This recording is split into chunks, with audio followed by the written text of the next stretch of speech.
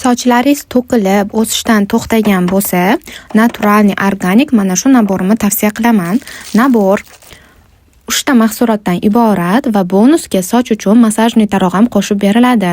Naborda soch uchun shampun bo'ladi, keratin effektiga ega, sochlarni o'stirib, qalinlashtirib, to'kilishini oldini oladi. Hamma yoshdagilar ishlatishi mumkin va 25 xil giyohlardan tayyorlangan soch to'kilishiga qarshi sprey bo'ladi.